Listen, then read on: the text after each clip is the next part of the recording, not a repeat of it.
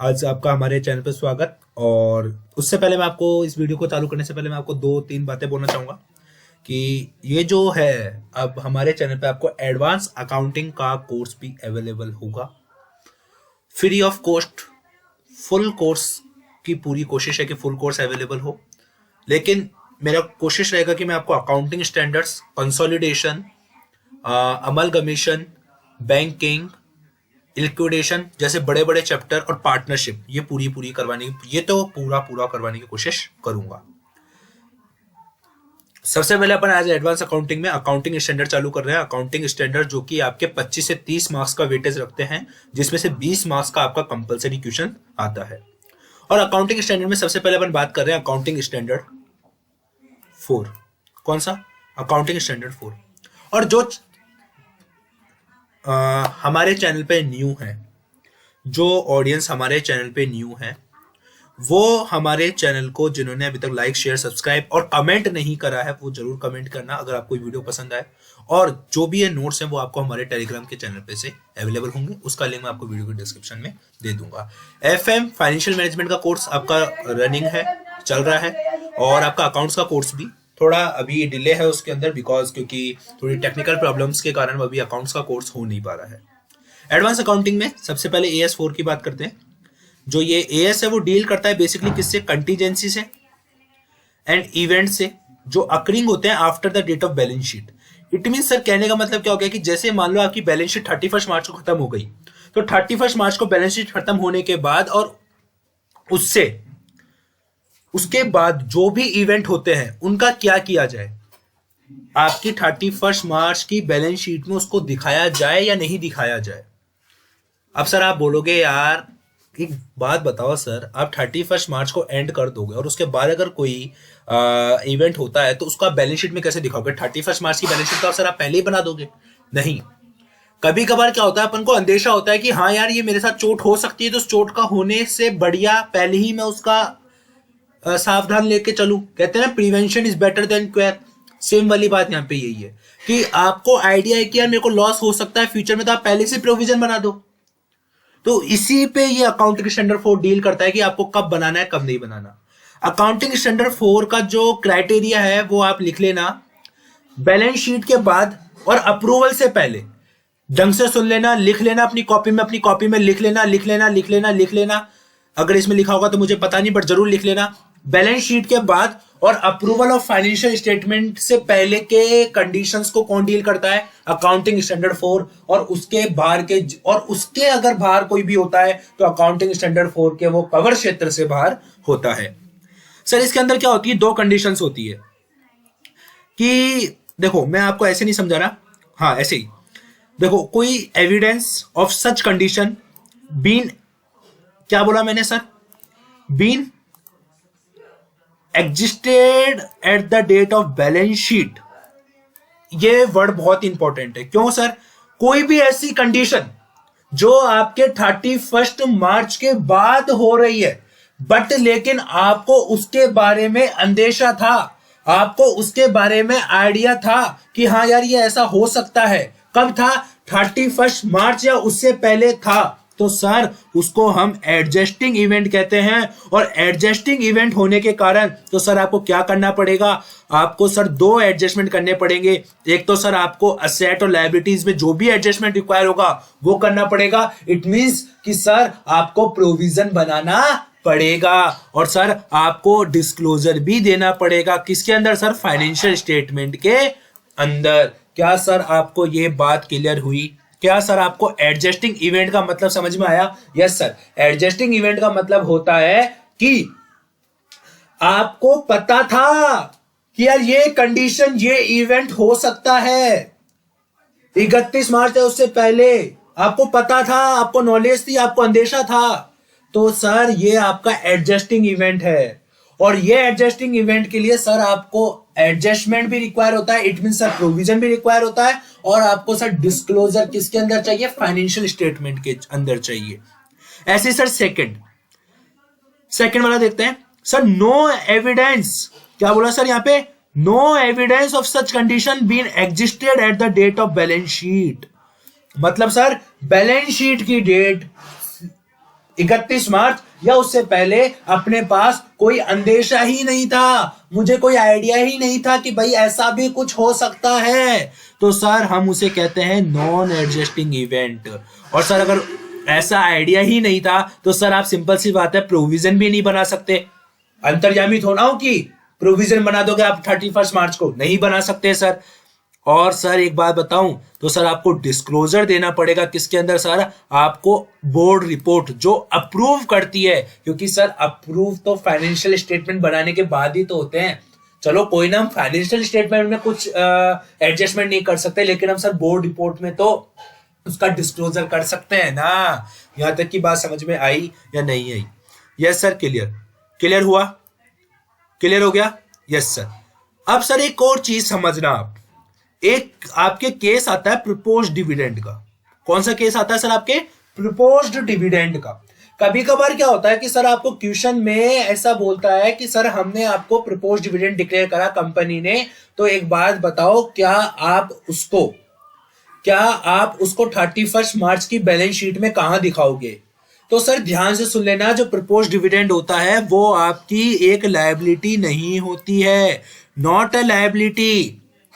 वो सिर्फ डिस्क्लोज की जाती है इनटू नोट्स टू अकाउंट में डिस्क्लोज की जाती है। और सर अगर वो आपकी लायबिलिटी नहीं होती तो सर आपको कोई नीड नहीं होती, no need to create a provision for the proposed dividend. क्या सर आपको बात समझ में आई? यस सर, क्लियर हो गई बात कि सर प्रपोज्ड डिविडेंड हमारी लायबिलिटी नहीं होती, और लायबिलिटी नहीं होने के कारण सर हमारे को इसके लिए कोई जरूरत नहीं होते प्रोविजन बनाने की, और सर हम इसको नोट्स टू अकाउंट में डिस्क्लोज करेंगे। आई या नहीं आई बात समझ में? According to AS4, according to accounting standard 4। But sir ध्यान रखना कि जो हमने डिविडेंड डिक्लेयर करा है वो बैलेंस शीट की डेट के बाद में और अप्रूवल ऑफ फाइनेंशियल स्टेटमेंट से पहले होना चाहिए। अगर सर वो बाद में डिक्लेयर होता है तो सर आप ढंग से सुनना, वो AS4 से बाहर हो जाएगा। क्वेश्चन सर ढंग से पढ़ना, क्वेश्चन के अंदर आपको यही घुमाएगा कि वो अप्रूवल से आपको क्या ध्यान रहेगा, यानी तो प्रपोज्ड डिविडेंड है, सर ने बताया था प्रपोज्ड डिविडेंड लायबिलिटी नहीं होती, प्रोविजन नहीं बनता है, इसको नोट्स टू अकाउंट में दिखाते हो। ये 3 लाइनें लिखा है आप, सर आपका आंसर गलत।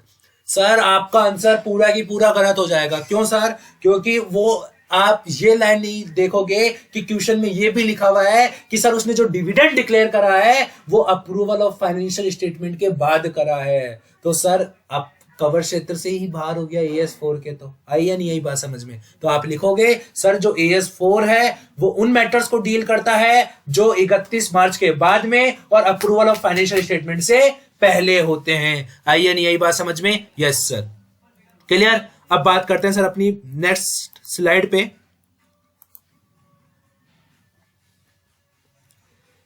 कुछ केसेस बनाए हैं सर मैंने आपके लिए, ताकि आपको सर आइडिया हो जाए क्वेश्चन पढ़ते ही कि सर क्या चीज है किसमें।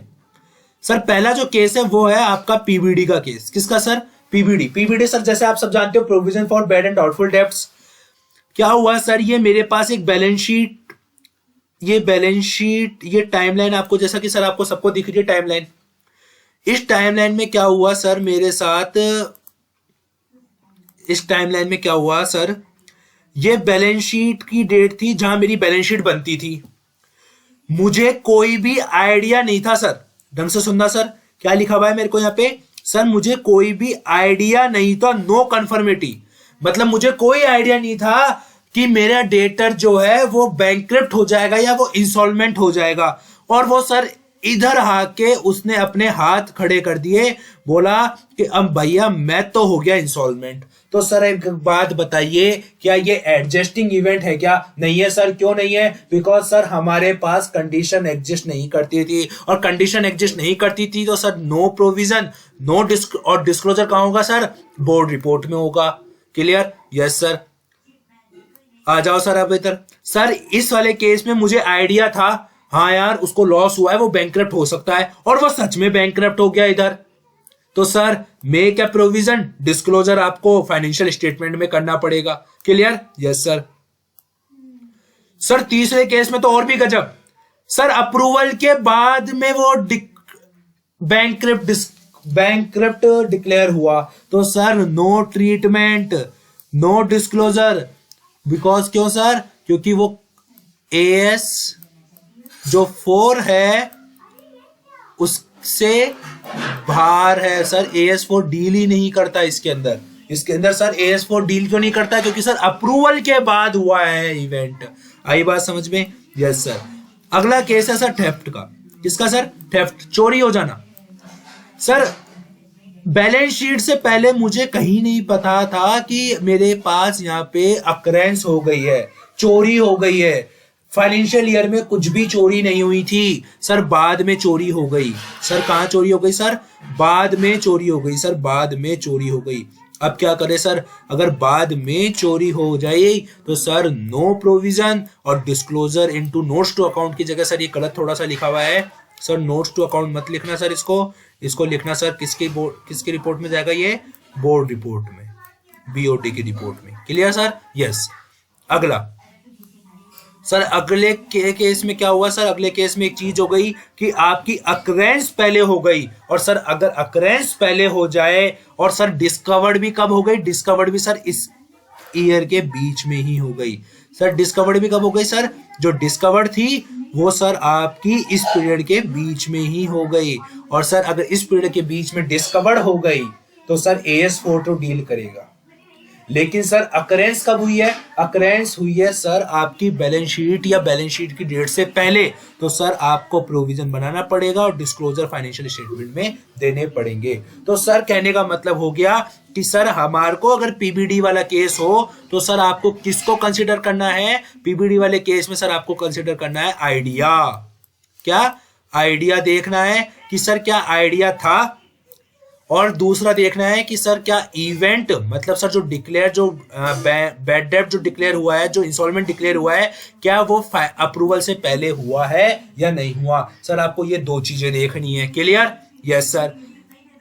और सर ये थेफ्ट वाले केस में क्या देखना है सर? थेफ्ट वाले केस में सर आपको एक तो अकरेंस देखनी है कि सर अकरेंस क्या होनी चाहिए?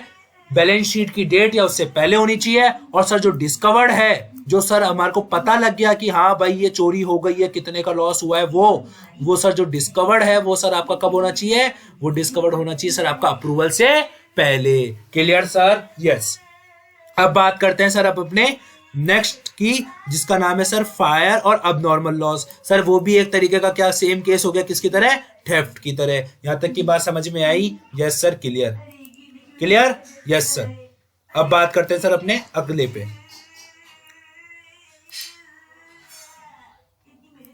Clear sir? देखो सर ये रहा। अगला है सर अपने कोर्ट केस फाइल करने का। कि सर आपको यहां पे ध्यान रखना है कि अगर आपका कोर्ट केस, अगर सर आपका कोर्ट केस पहले फाइल्ड हो गया बैलेंस शीट की डेट से पहले, तो सर ये एक एडजस्टिंग इवेंट है, आपको प्रोविजन बनाना पड़ेगा और डिस्क्लोजर भी सर आपको फाइनेंशियल स्टेटमेंट में देने पड़ेंगे। क्योंकि सर मुझे आइडिया लग गया कि यार कोर्ट केस तो फाइल्ड हो गया, अब मुझे पता है कुछ ना कुछ तो जाएगा है। और सर अगर कोर्ट केस बाद में फाइल्ड हुआ है तो sir no adjusting event, no provision, और डिस्क्लोजर कहां जाएगा सर? ये सर गलत लिख रखा है, नोट्स टू अकाउंट में ना करके सर ये कहां जाएगा? बोर्ड रिपोर्ट में। कहां जाएगा सर? ये बोर्ड रिपोर्ट में जाएगा। Clear sir? Yes sir, board report में जाएगा। Clear? Yes sir.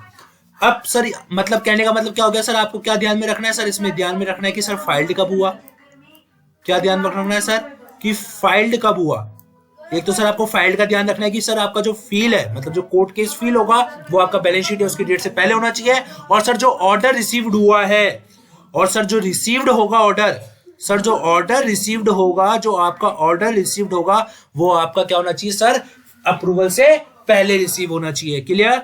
Yes sir. और सर ये सबसे इंपॉर्टेंट केस है आपका चेक कलेक्शन वाला। Cheque collected by from customer.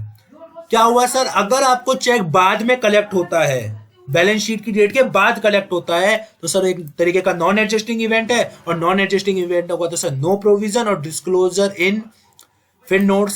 Sir ये मिसप्रिंट हो गई है, ये कहां जाएगा सर? बोर्ड रिपोर्ट में। कहां जाएगा सर? ये बोर्ड रिपोर्ट में जाएगा। क्लियर? Yes sir. लेकिन सर अगर आपका कोर्ट केस, लेकिन सर अगर आपका जो चेक कलेक्ट है वो अगर पहले आपने कलेक्ट कर लिया है, बैलेंस शीट की डेट या फिर उससे पहले अगर आपने कलेक्ट कर लिया है तो सर ये एडजस्टिंग इवेंट है। लेकिन सर इसमें सबसे इंपॉर्टेंट बात है कि इसमें भी आपको प्रोविजन बनाने की आवश्यकता ही नहीं है। प्रोविजन नहीं बनेगा, सिर्फ डिस्क्लोजर होगा फाइनेंशियल स्टेटमेंट में। तो मतलब सर कहने का मतलब ये हो गया, कहने का मतलब सर ये हो गया कि एक ही ऐसा केस है एडजस्टिंग इवेंट होने के बावजूद जहां पे प्रोविजन नहीं बनता, वो है चेक कलेक्शन। क्या है sir? Cheque collection. Sir word पे ध्यान देना, क्या लिखा हुआ है सर? चेक कलेक्शन है, कलेक्शन। सर सेंड करने से मतलब नहीं है, कस्टमर चाहे से कितना भी सेंड कर दे, मुझे चेक कलेक्ट होना चाहिए, चेक कलेक्ट। सर इसमें आपको क्या ध्यान रखना है? इसमें सर आपको दो बातें ध्यान रखनी। सर जगह नहीं है, मैं आपको मुंह से ही बोल के बता रहा हूं कि सर जो चेक कलेक्शन है वो आपका बैलेंस शीट की डेट या उससे पहले होना चाहिए, और जो आपका प्रेजेंट होता है चेक, जो आप प्रेजेंट करोगे चेक, वो सर आपका अप्रूवल या अप्रूवल से पहले होना चाहिए। क्लियर? तो ही AS4 डील करेगा। फिर सर आता है आपका अमलगमेशन। क्या आता है सर आपका अब? Amalgamation. Sir amalgamation merger, demerger, business acquisition की बात करते हैं सर। अगर आपका एग्रीमेंट पहले हो गया तो sir make a provision disclosure financial statement, मतलब एडजस्टिंग इवेंट है। लेकिन सर ओनली प्रपोजल हुआ है, प्रपोजल मतलब सर बातचीत हुई है, नेगोशिएशन हुआ है, यार आप कितने में बेच दोगे, मैं कितने में बेच दूंगा, तो सर ये नो प्रोविजन डिस्क्लोजर आपका किस में जाएगा सर? बोर्ड रिपोर्ट में जाएगा। बिकॉज सर क्योंकि ये क्या है? एक नॉन एडजस्टिंग इवेंट है। क्लियर? तो सर आपको इस केस में क्या ध्यान रखना है? इस केस में सर आपको एक दो चीजें ध्यान रखनी है। एक तो सर एक तो आपको ध्यान रखना है एग्रीमेंट का, कि एग्रीमेंट आपका बैलेंस शीट की डेट या उससे पहले होना चाहिए। और सर जो आपका टेक ओवर है, सर जो आपका टेक ओवर है, टेक ओवर जो आप टेक ओवर कर रहे हो बिजनेस को, वो आपका अप्रूवल से पहले होना चाहिए। ध्यान रखना, आपके आईसीआई की बुक में क्वेश्चन है जहां पे आपका जो टेक ओवर है वो फाइनेंशियल स्टेटमेंट को अप्रूव करने के बाद हो रहा है।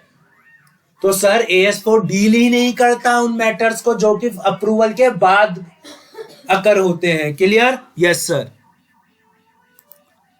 अब बात करते हैं सर आगे। ठीक है सर।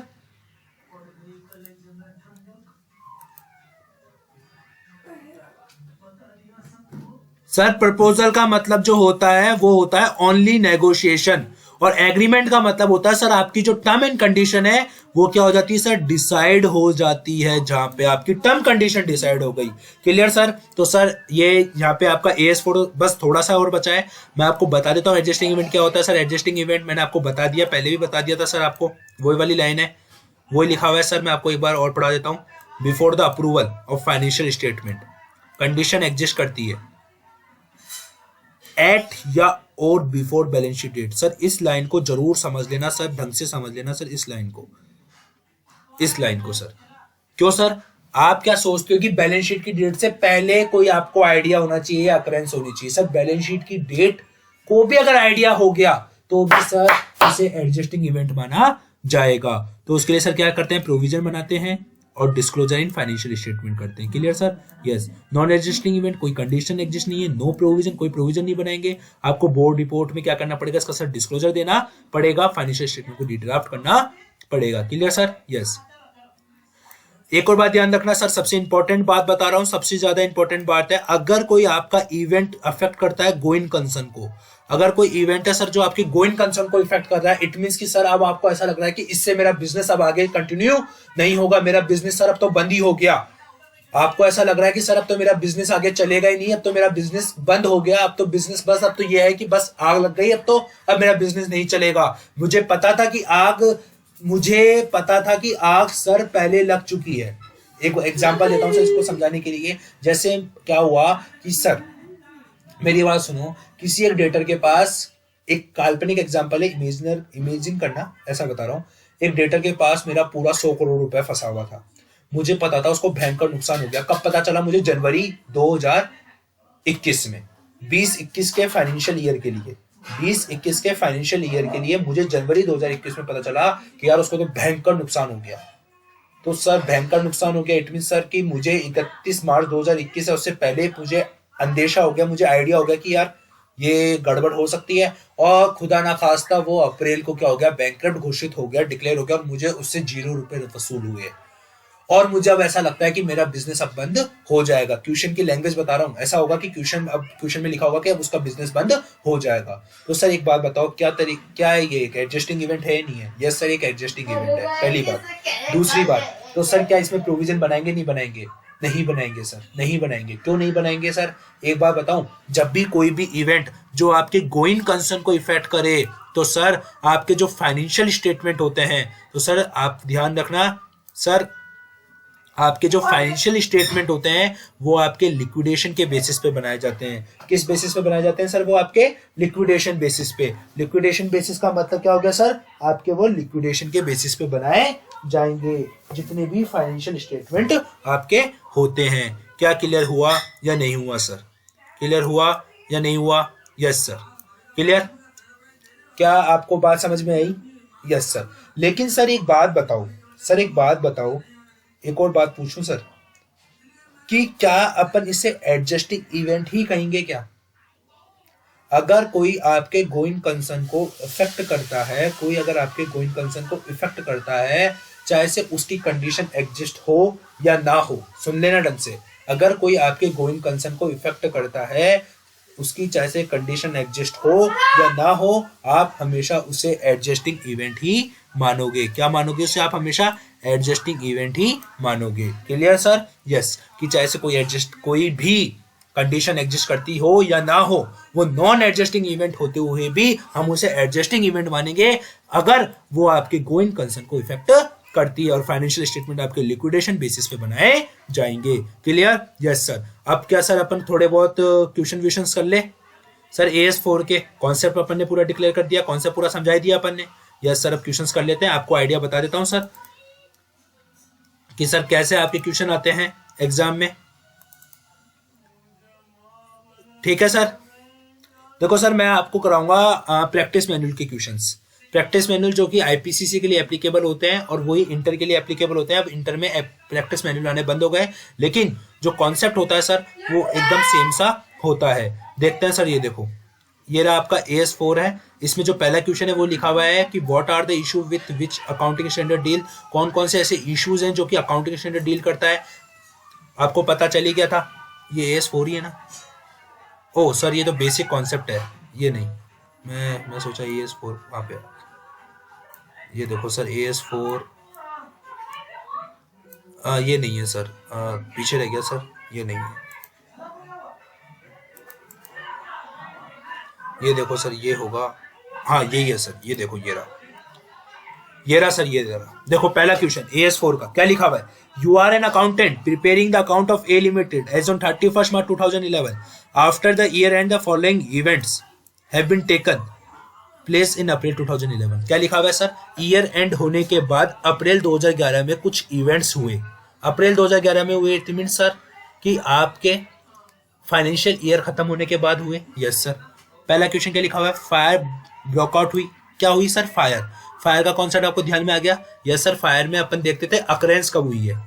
फायर और थेफ्ट में अपन क्या देखते थे सर? अकरेंस। कैसे सर? मैं बता देता हूं आपको। फायर और में क्या देखते थे अपन, ये देखो सर, मैं आपको बताता हूं। उसमें क्या देखते थे अपन? फायर वाले केस में क्या बताया था सर अपन ने? देखो सर, फायर वाले अकरेंस में क्या देखते थे sir? Same as theft. Theft में क्या देखते थे सर? मैंने बताया था आपको, अकरेंस देखते थे। अकरेंस और डिस्कवर्ड, कि अकरेंस तो आपका बैलेंस शीट की डेट है उससे पहले होना चाहिए तो एडजस्टिंग माना जाएगा, लेकिन जो डिस्कवर्ड है वो आपका अप्रूवल से पहले होना चाहिए, तभी अपन AS4 डील करता है फाइनेंशियल स्टेटमेंट को। क्लियर? अब देखो सर, इसमें फायर हो गई, ब्रोकआउट इन द प्रीमाइसिस जो डैमेज करती है, अनइंश्योर्ड स्टॉक जो कि कितने का था? 10 लाख का था, जिसकी सैलवेज वैल्यू सर 2 लाख रुपए थी। सर एक बात बताओ, यहाँ पे सर मुझे अप्रूवल ऑफ फाइनेंशियल स्टेटमेंट की डेट नहीं दे रखी, मैं क्या मानूंगा? यस सर, ये अप्रूवल ऑफ फाइनेंशियल स्टेटमेंट की डेट से पहले ही अकर हुआ है। मतलब सर एक तरीके से देखा जाए तो AS4 तो ये डील करता है।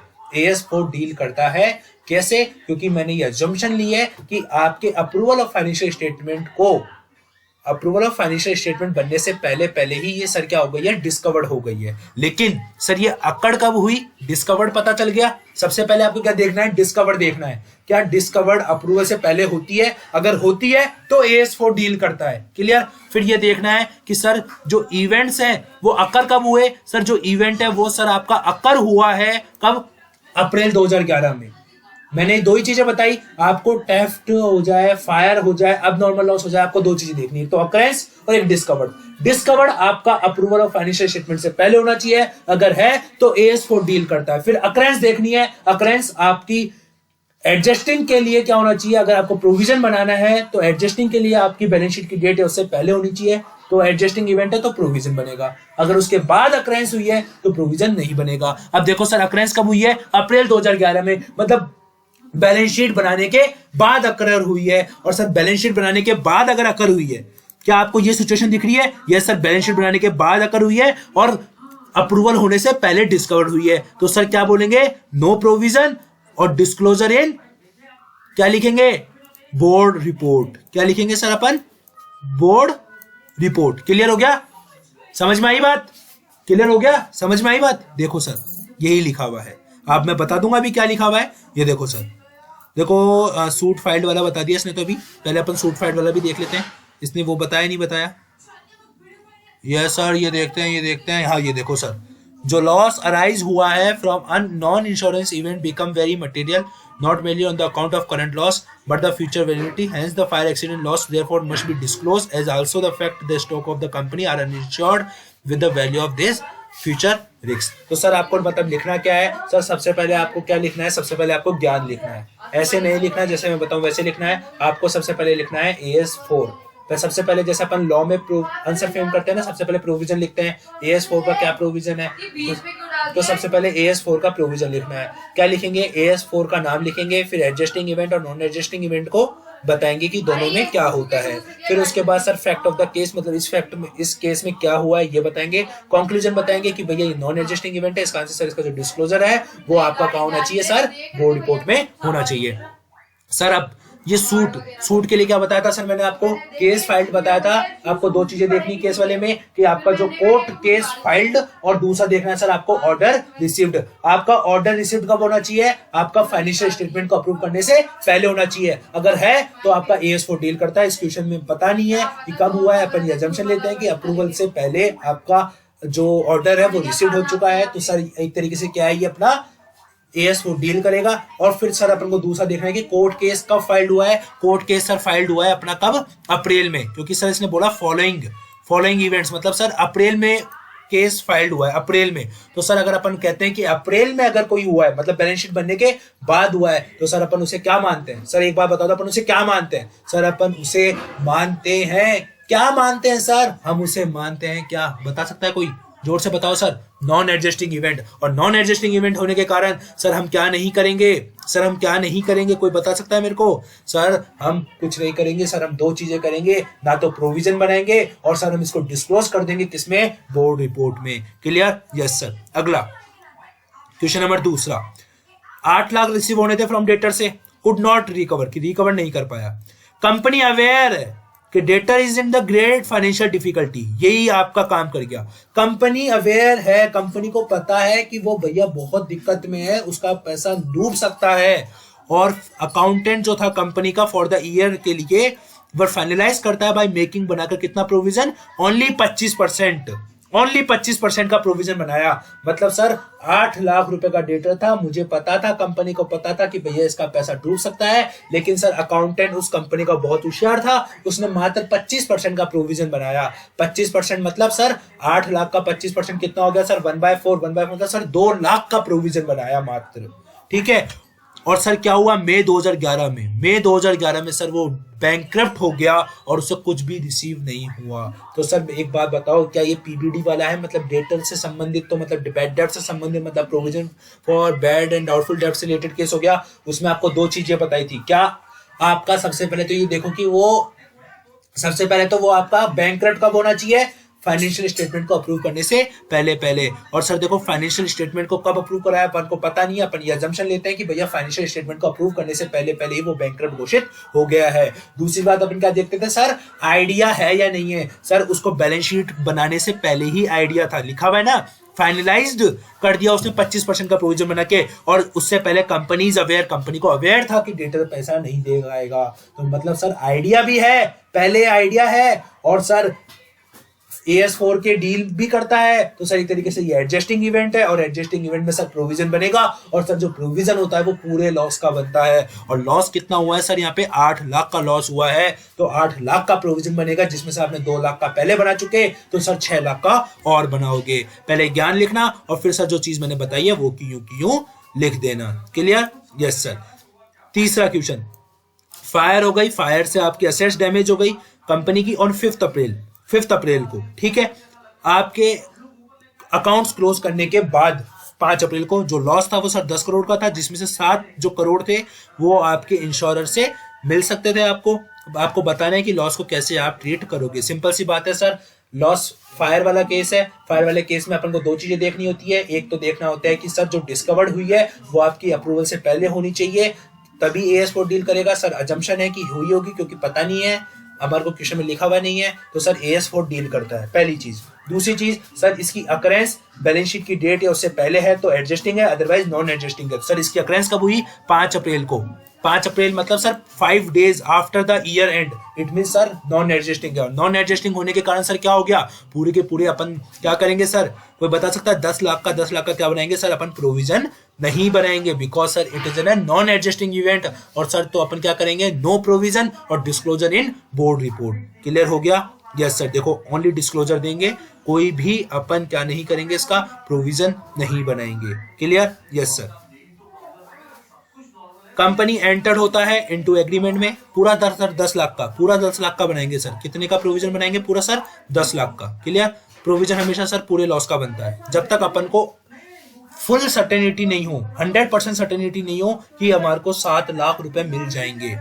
Sir AS4 question number 4, company enter into agreement to sell its immovable property. Sir sale का आ गया, सेल के केस में मैंने क्या बताया था सर कि आपका एग्रीमेंट, देखो आपका एग्रीमेंट कब हुआ है सर, आपका एग्रीमेंट देखना होता है। और दूसरी चीज क्या होती है सर, टेक ओवर। ठीक है, तो सर एक बात बताओ, टेक ओवर यहाँ पे कंपनी बेच रही है, तो टेक ओवर नहीं करेगी तो क्या करेगी सर, सोल्ड आउट करेगी। तो देखो सर सोल्ड आउट जो है वो आपका कब होना चाहिए sir, approval of financial statement से पहले होना चाहिए। इस क्वेश्चन में सर क्या लिखा हुआ है क्या सर, इस क्वेश्चन में सर कहीं नहीं लिखा हुआ कि सर फाइनेंशियल स्टेटमेंट कब अप्रूव हुए। तो सर मैं क्या मानूंगा कि सर AS4 डील करता है। दूसरी चीज सर एग्रीमेंट कब होना चाहिए, एग्रीमेंट सर आपका बैलेंस शीट की डेट है उससे पहले होना चाहिए। और सर वो एग्रीमेंट में आ जाती है कंपनी से 35 लाख के लिए बेचने में, और जो प्रॉपर्टी है वो सर आपकी 7 लाख रुपए की है। एग्रीमेंट जो हुआ सेल का वो कब कंक्लूड हुआ सर, 15 Feb 2011 को। एक बात बताओ सर, एग्रीमेंट क्या 31 मार्च 2011 या उससे पहले हो गया क्या? यस सर हो गया तो सर एडजस्टिंग इवेंट है, एडजस्टिंग इवेंट हो तो सर अपन क्या बनाएंगे, प्रोविजन बनाएंगे। प्रोविजन कितने का बनाएंगे सर, अपन 35 लाख रुपए का प्रोविजन बनाएंगे। Clear sir? यस। क्लियर हो गया? Yes sir. क्वेश्चन नंबर 5, इंदाज कंपनी में लिमिटेड जो थेफ्ट हो गई सर 2 लाख की बाय कैशियर इन जनवरी 2011 में, वॉज डिडक्ट करी गई इन मई 2011 में। Accounts of the company were not approved. साफ साफ कह दिया सर इस क्वेश्चन ने कि अभी तक अकाउंट्स ऑफ कंपनी अप्रूव नहीं हुए थे, मतलब सर अप्रूवल से पहले ही वो डिस्कवर्ड हो गई, तो सर AS4 डील करता है। और सर अक्रेंस कब हुई थी सर, उसकी अक्रेंस जनवरी 2011 में हुई थी। इट मींस सर कहने का मतलब एडजस्टिंग इवेंट है, और एडजस्टिंग इवेंट होने के कारण सर आपको पता है प्रोविजन बनेगा और आपको डिस्क्लोजर फाइनेंशियल स्टेटमेंट में करना पड़ेगा। Clear sir? Question number 6, company recognise करता है चेक्स को जो रिसीव्ड हुए। सर जब भी चेक वाला क्वेश्चन हो ना, पूरा क्वेश्चन कभी मत पढ़ना सर, बिल्कुल समझ में नहीं आएगा, लास्ट की 2-3 लाइनें पढ़ना सर। ट्रिक बता रहा हूँ sir, state with the reason whether the collection of the cheque जो बियरिंग डेट 31 मार्च और बिफोर, बट जो रिसीव्ड हुए हैं after the date of balance sheet is adjusting event. एक बात बताओ सर, आपको चेक कब रिसीव्ड हुए? आपको सर चेक रिसीव्ड हुए हैं 31 मार्च के बाद। अगर आपको चेक 31 मार्च के बाद रिसीव हुए हैं तो सर एक तरीके का ये नॉन एडजस्टिंग इवेंट हो गया। नॉन एडजस्टिंग इवेंट हो गया नहीं हो गया? Yes sir. अगर ये नॉन एडजस्टिंग इवेंट हो गया, सर एक बात बताओ, अगर ये नॉन एडजस्टिंग इवेंट हो गया तो सर क्या चेक वाले क्वेश्चन में कभी प्रोविजन बना है? नो सर, नो प्रोविजन, क्योंकि ये नॉन एडजस्टिंग इवेंट है तो नो प्रोविजन। क्लियर? अगर एडजस्टिंग भी होता तो भी no provision. Clear sir? Yes sir, no provision, कोई भी प्रोविजन अपन नहीं बनाएंगे। Clear? Is not an adjusting event. देख लो sir, not an adjusting event, तो सर अपन क्या नहीं बनाएंगे सर, अपन कोई भी प्रोविजन नहीं बनाएंगे और जो डिस्क्लोजर है वो बोर्ड रिपोर्ट में दे देंगे। सर क्वेश्चन नंबर 7 आपको क्या हुआ सर? ये तो सर आप खुद कर सकते हो, अभी करवा दिया सर। क्वेश्चन नंबर 7 मैंने आपको सेम डेटर वाला ही है। You come across the following information, how do you will deal it? Company invest करती है 50 लाख अप्रैल 2010 में in acquisition of the another company doing simple similar business, जो नेगोशिएशन फॉर विच जिसके लिए हैड जस्ट स्टार्टेड। सर एक बात बताओ, negotiation for which जिसके लिए हैड जस्ट स्टार्टेड, एक बार बताओ सर, क्या आपको यहाँ पे एग्रीमेंट की बात की गई है क्या? सर नेगोशिएशन है, नेगोशिएशन मतलब सर प्रपोजल है, और सर आपको बताया था मैंने, जहाँ एग्रीमेंट ही नहीं है, एग्रीमेंट पहले होना चाहिए। मैंने बताया था 31 मार्च उससे पहले एग्रीमेंट होना चाहिए। सर इस क्वेश्चन में तो एग्रीमेंट ही नहीं है, ओनली नेगोशिएशन है, ओनली नेगोशिएशन है, तो सर पहले ही ये क्या हो गया आपका, एक क्या हो गया सर, ये नॉन एडजस्टिंग इवेंट हो गया। क्या हो गया सर? ये नॉन एडजस्टिंग इवेंट। और नॉन एडजस्टिंग इवेंट में सर डिस्क्लोजर किस में करना है सर? आपको डिस्क्लोजर करना होता है बोर्ड रिपोर्ट, मतलब अप्रूविंग अथॉरिटी की रिपोर्ट में। क्लियर? Yes sir. कैशियर था 6 लाख का लेकर भाग गया, कंपनी के नोटिस में अभी तक आया, कब आया? अप्रैल 2012 में आया, तो सर थेफ्ट है, अक्रेंस। पहले बताओ सर, डिस्कवर कब हुआ? फाइनेंशियल स्टेटमेंट को अप्रूव करने से पहले पहले। क्यों सर? आपको कैसे पता चला? देखो, नॉट अब येट अप्रूव, अभी तक अप्रूव नहीं हुए, तो सर AS4 डील करता है। दूसरी बात, अक्रेंस कब हुई? 31 मार्च से पहले, तो सर एडजस्टिंग है, एडजस्टिंग है तो सर आप क्या लिखोगे? प्रोविजन रिक्वायर्ड है। ठीक है, लेकिन सर यहाँ देखो, यहाँ क्या लिखा हुआ है sir? Notice of the company के बाया आया, कब आया sir? After the approval of the financial statement. Financial statement को अप्रूव करने के बाद अगर आएगा तो सर ये AS4 डील ही नहीं करेगा सर, AS4 डील ही नहीं करेगा। यस सर, देखो सर AS4 आपको क्या नहीं करेगा सर? ये डील ही नहीं करेगा, AS4 आपका डील ही नहीं करेगा। देखो सर, ये AS5 की बात कर दी, प्रायर पीरियड आइटम, ये प्रायर पीरियड आइटम है जो सर अपन AS5 में पढ़ेंगे। देखो सर AS4 डील ही नहीं करेगा। क्लियर?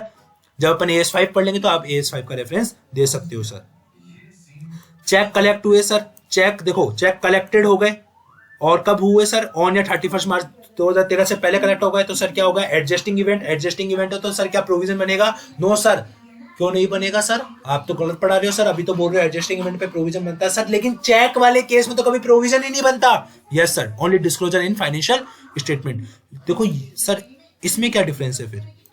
लेकिन सर यहाँ पे देखो सेंट हुआ है, मैंने कलेक्ट करने की बात की थी कि भैया डेटर से कलेक्ट हो जाना चाहिए, उसने भेजा है, अब पता नहीं मुझे कलेक्ट कब होगा, तो मैं सर ये अजम्पशन लेता हूं सर, इसका मतलब यही होता है कि सर मुझे कलेक्ट नहीं हुआ, और सर कलेक्ट नहीं हुआ तो ये क्या है? सर नॉन एडजस्टिंग इवेंट है सर। ये क्या है? एक तरीके का नॉन एडजस्टिंग इवेंट है। Clear sir? यस। तो सर ये क्या माना जाएगा? आपका एक नॉन एडजस्टिंग इवेंट है, ये देख लो सर। क्लियर हो गया? यस। ये वाला देखो सर, वही दोनों सेम चीजें हैं, मैंने आपको बता दी है सर, ये वाली दोनों चीजें आपकी। क्लियर? ये क्वेश्चन नंबर 11 सर मैंने सेम ऊपर करवा दिया है आपको, ये वाला भी सर मैंने करवा दिया, और सर इसी के साथ आपका AS4 खत्म होता है। आपको सर प्रैक्टिस मैनुअल के सारे क्वेश्चंस मैंने करवा दिए, ICAI की बुक के क्वेश्चन सर आप खुद कर लो सर, मोर देन इनफ है, मोर देन इनफ है, इससे कुछ करना नहीं है सर। जिनको ये वीडियो पसंद आई हो, लाइक करें, शेयर करें, सब्सक्राइब करें, और सर कमेंट जरूर करें सर, कमेंट करना मत भूलिए सर। कमेंट करने से सर इस भाई का जोश बढ़ता है, मोटिवेशन मिलता है, और सर आपके लिए और नई नई वीडियो लाता रहूंगा। ठीक है सर, बाय सर।